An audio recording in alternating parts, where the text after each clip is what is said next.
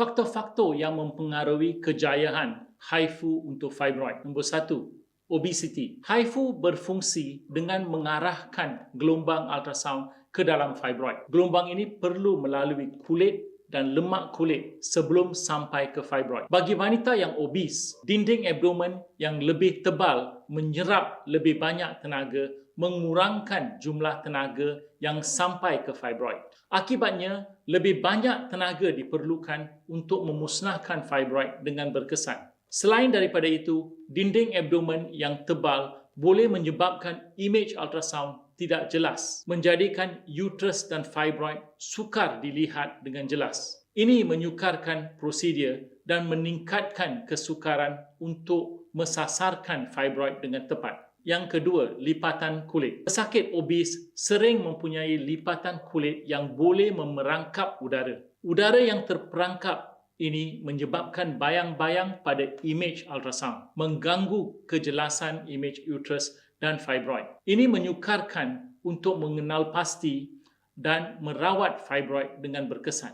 Yang ketiga, pembedahan dan parut sebelumnya. Parut daripada pembedahan abdomen sebelumnya boleh menyebabkan image ultrasound tidak jelas. Ini boleh mengganggu keupayaan untuk melihat uterus dan fibroid dengan tepat, menjadikan prosedur lebih mencabar. Yang keempat, lokasi fibroid. Fibroid yang terletak di bahagian belakang uterus, fibroid posterior, lebih sukar dilihat menggunakan ultrasound. Kedudukan ini menjadikan lebih sukar untuk meletakkan fokus gelombang HIFU dengan tepat. Kedalaman maksimum mesin HIFU adalah 12 cm dari kulit.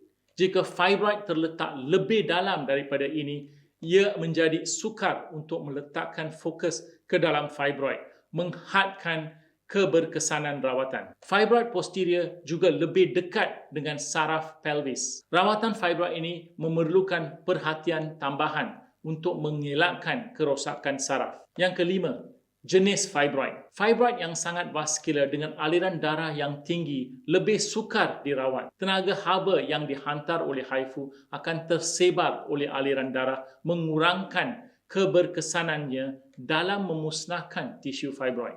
Fibroid dengan jenis degenerasi tertentu seperti degenerasi cista atau myxoid mengandungi air yang berlebihan. Air ini menyerap haba, menghalangnya daripada memusnahkan fibroid dengan berkesan. Nombor 6, banyak fibroid. Apabila pesakit mempunyai beberapa fibroid, sukar untuk mengenal pasti dan mesasarkan semua fibroid. Merawat fibroid yang banyak juga memerlukan tenaga yang jauh lebih banyak. Dalam kes seperti ini, HIFU biasanya difokuskan pada fibroid terbesar yang menyebabkan simptom. Sesi tambahan mungkin diperlukan untuk merawat fibroid yang belum dirawati. Yang ketujuh, halangan laluan. Jika usus berada di laluan gelombang ultrasound, HIFU tidak boleh dilakukan. Usaha mungkin dilakukan untuk menolak usus ke bahagian atas abdomen menggunakan belon air. Walau bagaimanapun, jika ini tidak berjaya, HIFU tidak dapat ditawarkan kepada pesakit.